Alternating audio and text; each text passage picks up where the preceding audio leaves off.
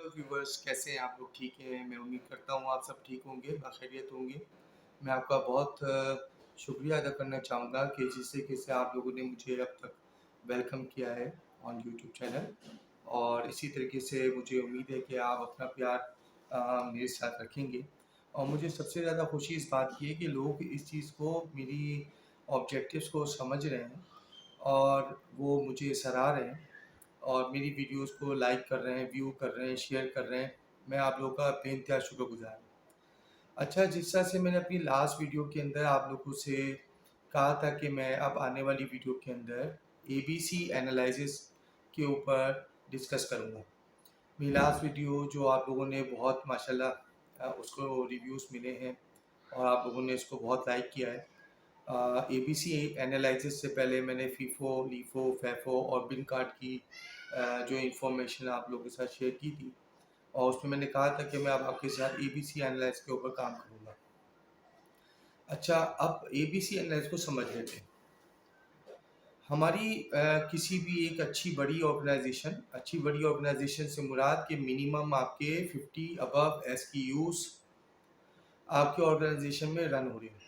अब चूँकि मैं एक fast moving consumer goods related product से ताल्लुक़ रखने वाली ऑर्गेनाइजेशन में शुमार होता हूँ, तो मैं आपको उसी से रिलेटेड एग्जांपल्स भी दूंगा और आपको समझाने की कोशिश करूंगा कि एबीसी एनालाइज हमारे यहाँ किस तरीके से इस्तेमाल होता है और हमारी इस एनालिसिस की क्या ज़रूरत होती है और इसको क्यों इस्तेमाल किया जाता है। एबीसी एनालिसिस ये इन्वेंट्री मैनेजमेंट का ही से ही रिलेट करता हुआ एक और कॉन्सेप्ट है, जिसमें हम अपनी इन्वेंट्री को फिजिकल के अलावा मॉनेटरी वैल्यू में काउंट करते हैं। अब मॉनेटरी वैल्यू से मुराद ये है कि हम अपनी इन्वेंट्री और स्टॉक्स लेवल को तोड़ देते हैं तीन हिस्सों में, कैटेगरी ए, कैटेगरी बी और कैटेगरी सी। अब कैटेगरी ए क्या होती है, बी क्या होती है और सी क्या होती है? इन तीनों के नाम सिर्फ एबीसी नहीं है, बल्कि इनके काम भी एबीसी वाले हैं। अगर आप फाइनेंशियल व्यू में देखते हैं, इसको ब्रॉड व्यू में देखते हैं, मतलब मैनेजमेंट लेवल पे आके अगर आप देखना चाहते हैं, तो आपकी एबीसी एनालिसिस कुछ इस तरीके से होता है कि हर किस्म की वो इन्वेंट्री, अब मैं यहाँ पर फिनिश गुड, रॉ मटेरियल और इससे रिलेटेड बात नहीं कर रहा, बहैसियत मजमूई वो देखा जाता है, एनालाइज किया जाता है कि हमारे पास इस वक्त हमारी इन्वेस्टमेंट किस किस जगह पे किस किस प्रोपोर्शन में मौजूद है। हो सकता है वो मैन्युफैक्चरिंग रिलेटेड प्रोडक्ट्स के अंदर ही मौजूद हो, और हो सकता है वो मैन्युफैक्चरिंग से रिलेटेड आइटम्स के अंदर भी हो। अगर ब्रॉड व्यू में देखेंगे तो वो स्टोर की इन्वेंट्री भी होगी शामिल उसके अंदर, और दूसरे स्टफ होंगे आपकी। अच्छा, एसेट्स में और इन्वेंट्री में आपको फ़र्क पता होना चाहिए। अगर नहीं है तो इससे रिलेटेड मैं इंशाल्लाह दोबारा एक वीडियो बनाऊंगा जिसमें एसेट्स और हमारी जो इन्वेंट्री है उसके दरमियान फ़र्क भी मैं आपको बता दूंगा। यहाँ पर मैं डिस्कस जो करने जा रहा हूँ पॉइंट, यहाँ एबीसी एनालिसिस के अंदर हम अपनी इन्वेंट्री को मॉनेटरी टर्म्स के अंदर क्लासीफाइड कर देते हैं। जिस तरह से परेटो प्रिंसिपल कहता है कि आपके पास 100% इन्वेंट्री में से 20% ही सिर्फ सिग्निफिकेंट होती है, यानी 20% ही वो पार्ट है जो आपके लिए बेनिफिशियल है और प्रॉफिटेबल है। अब इसका मतलब हरगिज़ ये नहीं कि वो 80% जो है वो आपके लिए प्रॉफिटेबल और बेनिफिशियल है ही नहीं। जब हम कोई ऑर्गेनाइजेशन स्टार्ट कर रहे होते हैं तो हमारे कुछ आइडियाज़ होते हैं, हमारी कुछ रिसर्चेस होती हैं, कुछ विजन्स होते हैं, कुछ उसको अचीव करने के लिए कुछ ऑब्जेक्टिव सेट करते हैं कि हम मार्केट के अंदर जब एंटर होंगे तो इन चीज़ों के साथ एंटर होंगे। अब चूँकि मैं एक एफएमसीजी सेक्टर से रिलेट करता हूँ, तो हमारे यहाँ जो एसक्यूज़ हैं, जो हमारी प्रोडक्ट्स हैं, वो 100 प्लस 150 प्लस रही हैं जितनी भी ऑर्गेनाइजेशन में मैं मुंसलिक रहा हूँ। अब उसमें होता क्या है कि अगर मैं स्टोर और वेयरहाउस और सप्लाई चेन हेड की हैसियत से बात करूं, तो मेरे लिए एबीसी एनालिसिस मेरी प्रोडक्ट्स में ही होगा। अब ए और बी और सी में क्लासिफाइड मैं किस तरह करूंगा कि जिसा परेटो कहता है कि 20% of the part of your total inventory is significant. अब ये सिग्निफिकेंस तो समझ में आ गया कि ये 20% प्रोपोर्शन जो है ये मेरे लिए हेल्पफुल है। अब हेल्पफुल भी है, बेनिफिशियल भी है, तो बकिया 80% का मैं क्या करूं? अब बकिया 80% का काम क्या होगा और इसको किससे किससे मैनेज किया जाएगा? एबीसी एनालिसिस आपको बताता है कि आपने किन प्रोडक्ट्स को फोकस्ड करके रख के चलना है, यानी आपकी जिन प्रोडक्ट्स की सेल है, अभी मैं बात सिर्फ और सिर्फ स्टोर वेयर हाउस से रिलेटेड ही कर रहा हूँ, मैं सप्लाई चेन से रिलेटेड कर रहा हूँ। अब मैं ब्रॉड वे पे बात नहीं कर रहा फाइनेंशियल एस्पेक्ट्स पे, क्योंकि ये जो पार्ट आपकी कंपनी के प्रोपोर्शन का टोटल जो अमाउंट का इन्वेस्टमेंट है, मैं ये समझता हूँ कि 60% से अबव पार्ट आपकी टोटल इन्वेस्टमेंट का आपके स्टोर और वेयर हाउसेस के अंदर कहीं ना कहीं स्टॉक में होता है। अगर मैं वेयर हाउस और स्टोर से रिलेटेड बात करूं तो स्टोर के अंदर जो हमारे पास इन्वेंट्री रखी हुई है, अब उसके अंदर ए कैसे अप्लाई होगा, बी कैसे अप्लाई होगा और सी कैसे अप्लाई होगा। आपकी टोटल इन्वेंट्री का जो प्रोपोर्शन जो सबसे महंगा पार्ट है वो मिकदार में बहुत ही कम होगा, लेकिन कॉस्ट के मुकाबले में बहुत ज़्यादा होगा। यहाँ तक क्लियर हो जाती है बात कि कैटेगरी ए प्रोपोर्शन में बहुत ही कम क्वांटिटी पे अवेलेबल होती है, जबकि बी और सी की अगर हम क्वांटिटी को काउंट करें तो वो ए के मुकाबले में 80% हमारे पास होगी। अब ये परेटो अंकल ने जो बात कही, ये बात में दम तो है, बिल्कुल जाहिर बात है, जो बड़े गुजरे उन्होंने अपनी रिसर्चेस की, उन्होंने अपनी जिंदगियां लगाई, तो उनके कॉन्सेप्ट्स को हम बिल्कुल उठा के साइड में नहीं रख सकते, उनके प्रिंसिपल्स को हम साइड में नहीं रख सकते। उनकी बात में बिल्कुल हकीकत पाई जाती है कि ए बी सी के अंदर ए का पार्ट सिर्फ 20% है और बी और सी जो है एक बड़ा एरिया लेके बैठे होते हैं। अब हो सकता है कि सी का पार्ट बी के मुकाबले में बिल्कुल ए की तरह 20% ही हो और बी जो है उसके मुकाबले में 80% हो। ए वो चीज़ जो सबसे ज़्यादा फास्ट मूविंग होती है, उसका प्रोपोर्शन बहुत कम होता है, लेकिन वैल्यूएबल बहुत ज़्यादा होती है और आपको प्रॉफिट भी ज़्यादा कमा के देती है। बी उसके मुकाबले में कम प्रॉफिट कमा के देती हैं, लेकिन वॉल्यूम में ए के मुकाबले में ज़्यादा होती हैं। और सी बी के मुकाबले में और कम होती हैं और बहुत नॉमिनल किस्म का प्रॉफिट कमा के दे रही होती हैं। लेकिन रखना हमने तीनों ही किस्म की इन्वेंट्री को है अपने पास। अब बात ये होती है कि ए में और बी में और सी में क्या चीज़ें होंगी। अगर आप एक स्टोर मैनेजर हैं और एक आप फिनिश गुड मैनेजर हैं, तो आप ये समझें कि as a supply chain head आप ये समझें कि आपका रॉ मटेरियल कम महंगा है आपके WIP के मुकाबले में और आपका WIP कम महंगा है आपके फिनिश गुड के मुकाबले में। तो आपने जब प्लान करना है चीज़ों को तो इतने सिग्निफिकेंट वे में करना है कि आपकी जो फिनिश गुड की प्रोडक्ट है, एक तो वो हो गई समझे आपके लिए ए हो गई, हालांकि उसके अंदर मल्टीपल एसक्यूज हैं, फिनिश गुड्स के अंदर भी आपकी मल्टीपल प्रोडक्ट हो सकती हैं, 100 प्लस हो सकती हैं, 150 प्लस हो सकती हैं, लेकिन रॉ मटेरियल क्या हुआ, फिर उसके बाद WIP क्या हुआ, फिर आपका फिनिश गुड की स्टॉक्स क्या हुआ।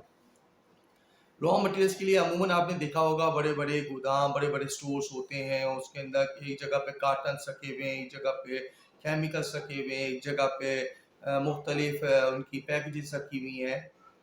लेकिन फिनिश गुड आपने देखा होगा कि एक हॉल है, कॉम्पैक्ट है, उसी जगह पे गाड़ियां लग रही हैं, व्हीकल लग रही हैं, लॉजिस्टिक ट्रांसपोर्टेशन वगैरह का सारा काम हो रहा है, उसी जगह पे जो है वो इनपुट भी आ रहा है, वो एक वन रूफ ऑपरेशन हो रहा होता है।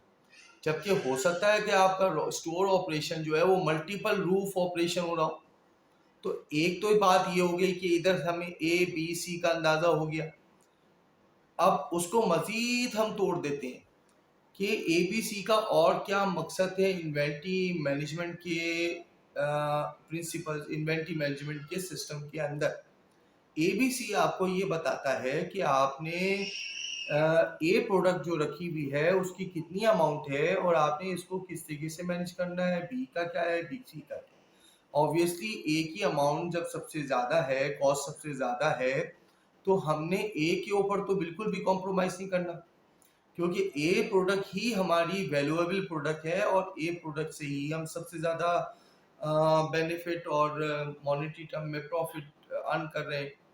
तो जब ए प्रोडक्ट के ऊपर हमें बताया जा रहा है इस एनालिसिस के थ्रू कि ए प्रोडक्ट जो है वो हमारी सबसे इम्पोर्टेंट है, तो हमने इसको साइक्लिक काउंटिंग की जगह पे हर 10 डेज पे जो भी इसकी साइकिल बनती है या आपका जो भी ऑडिट सिस्टम है, हमने इसका ऑडिट जो है वो तेज कर देना है, इसका ऑडिट बढ़ा देना है। क्योंकि स्टोर्स में एक दिन में ऑडिट नहीं हो सकते, क्योंकि स्टोर्स में मल्टीपल इन्वेंट्रीज होती हैं, 4000 प्लस एसक्यूज होते हैं, तो it's not possible to get the audit, physical audit on daily basis. यहाँ पर हमें बिन कार्ड की अहमियत का अंदाजा होता है, जिससे मैंने अपनी पिछली वीडियोस में आपसे शेयर किया है कि किस तरीके से आप जो है बिन कार्ड को मैनेज कर सकते हो, बिन कार्ड के एडवांटेजेस क्या होते हैं। अब एबीसी हमें ये बता रहा है कि आपने मजीद इसको किस तरीके से मैनेज करना है, कि आप उसने आपको एक एक एक पॉइंट दे दिया कि आपके पास अगर ये 1700 या 7000 एसक्यूज में से आपके टोटल 500 एसक्यूज ऐसे हैं जिनकी कॉस्ट जो है वो आपके बकिया एसक्यूज के से बराबर है या ज्यादा है, तो ये तो आपके पास क्लियर टारगेट हो गया कि आपकी कैटेगरी ए का जो आपने ऑडिट रखना है वो इतना स्ट्रिक्ट और इतना सुपर्ब रखना है कि ए कैटेगरी के अंदर किसी किस्म का वेरिएंस ना आ पाए। अब अमूमन ये इसलिए किया जाता है एबीसी एनालिसिस कि एक तो आपकी टोटल अमाउंट जो है वो सिक्योर हो सके, फिर दूसरा ऑब्जेक्टिव इसका ये है कि आपको फाइनेंशियल कॉस्ट और नॉन फाइनेंशियल कॉस्ट का सामना ना करना पड़े।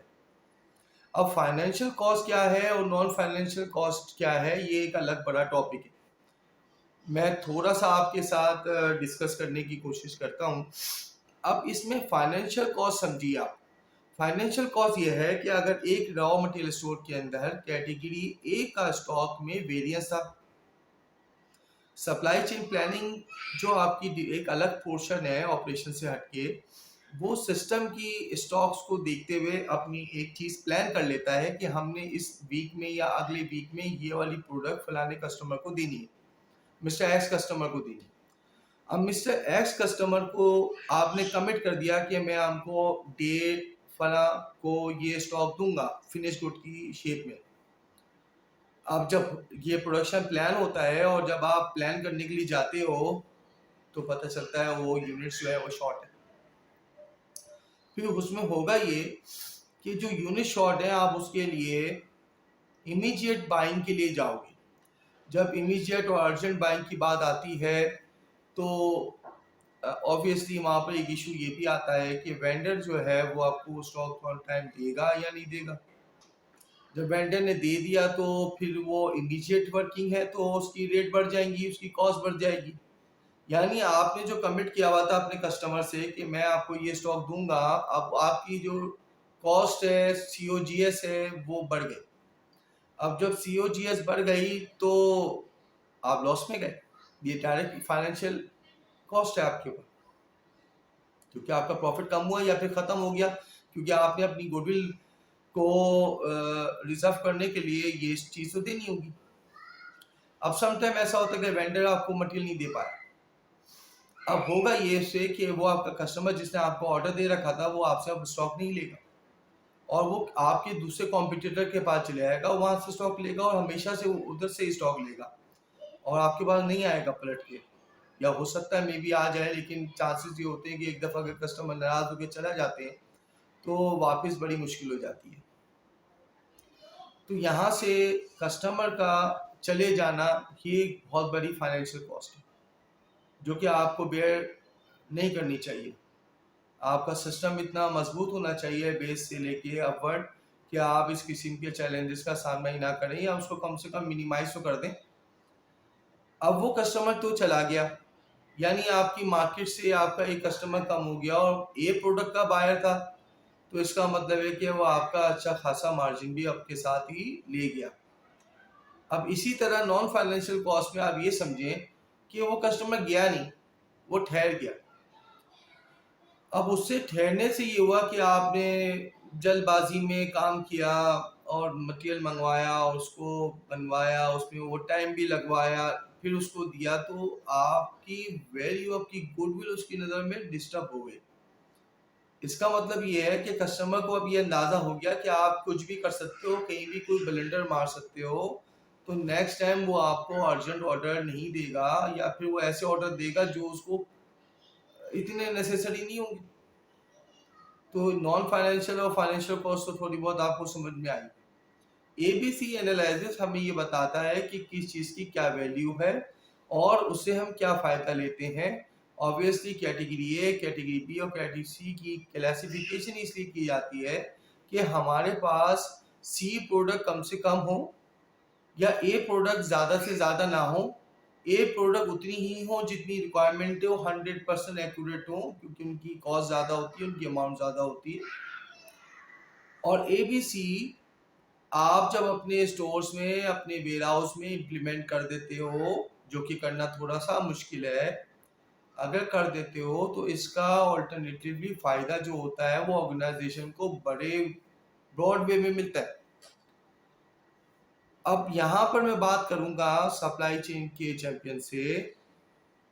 अब यहाँ मैं बात करूँगा सप्लाई चेन के साथियों से कि सप्लाई चेन डिपार्टमेंट का प्लानिंग सेक्शन जब किसी फोरकास्ट को एग्जीक्यूट करता है और उसके नतीजे में जब आपकी बाइंग होती है रॉ मटेरियल्स और पैकेजिंग मटेरियल्स की, तो आपने मुख्तलिफ किस्म के ट्रेंड एनालाइज और उनकी फोरकास्टिंग और आने वाले इन्वायरमेंटल फैक्टर्स को भी नज़र में रखते हुए प्लान करना है।